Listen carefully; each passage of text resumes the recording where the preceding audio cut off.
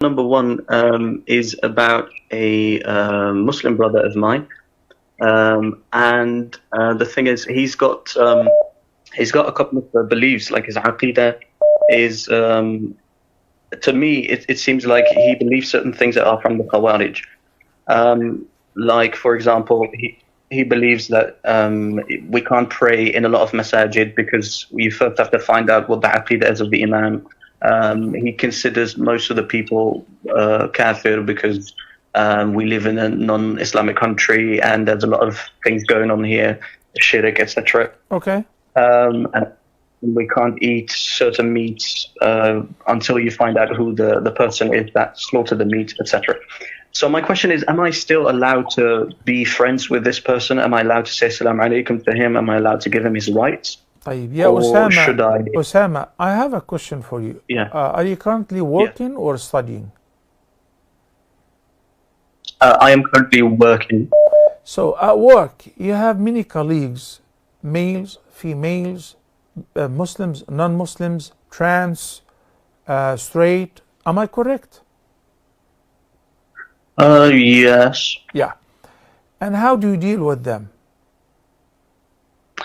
I personally don't really deal too much with them. I only deal with them whenever it's necessary. All right. Thank you. And are you involved in da'wah, directly or indirectly? How often do you speak to your colleagues or co-workers about Allah, about monotheism, about worshiping one God, the Quran, the message of Prophet Muhammad, whom you are, what is your religion, what are you fasting today? How often do you do that? Whenever the opportunity strikes, or whenever it's relevant. So, for example, Ramadan, I do have some colleagues coming over to me asking me, like, "Hey, how's it going?" And then I tell them a little bit more about what Ramadan is about, etc. So, excellent. In terms of my colleagues, yeah. Okay. Same, Osama.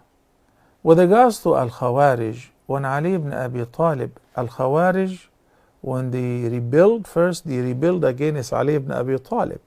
So when he was asked about them, even though they raised arms against him and his companions, he was asked, are they disbelievers? He said, no, they ran away from disbelief. Min al-kufri farru. He was not complimenting them. They were pure evil at that time. But the matter of judging a person as a believer or disbeliever, for a person who says, Ashhadu an la ilaha illallah wa ashhadu anna Muhammad Rasulullah, is a very serious matter. So Ali ibn Abi Talib refused to call them disbelievers. The reason I asked you about having colleagues of various backgrounds, Christians, Jews, atheists, trans, straight, and so on, you have to deal with them. And whenever the chance strikes, you give them da'wah. Likewise, with this person who's having extreme thoughts. You know what?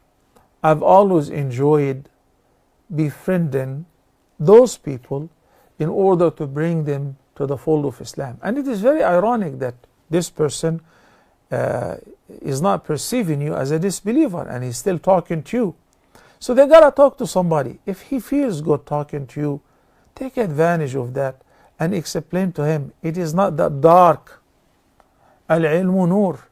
And way before him, when this deviant sect, Al-Khawarij, revolted against Ali ibn Abi Talib, he sent to them Abdullah ibn Abbas to refute their misconceptions. More than half of their number recovered. They realized that they were all wrong. They misunderstood. And they returned back to the fold of Islam and they joined Ali ibn Abi Talib and so on. So I'm very optimistic. I have befriended some people in the States who were Shia, and they ended up becoming among the best members of the Sunnah community. So I used to let them lead a prayer and sometimes give a talk in my masjid. They have changed. I happen to give myself the chance to socialize, debate, and discuss with Baha'is, with Qadianis. Why? They don't know. So if I'm interested in giving da'wah to Christians, to Jews, and to somebody who says, I don't believe in God, to Buddhists, to Hindus, so why not to somebody who says, Ashhadu an la ilaha illallah, but he has some extreme ideas? you may save him. And you may actually not just save him, save others beside him. So your relationship with him will not be based on our bodies, that whatever you say, man. It is simply, you keep in mind, like you're giving da'wah to non-Muslims, it is more worthy to give da'wah to this person and explain to him that his thoughts and his beliefs are really extreme. You happen to have a chance to give him one-on-one da'wah, which is one of the most effective methods of giving da'wah.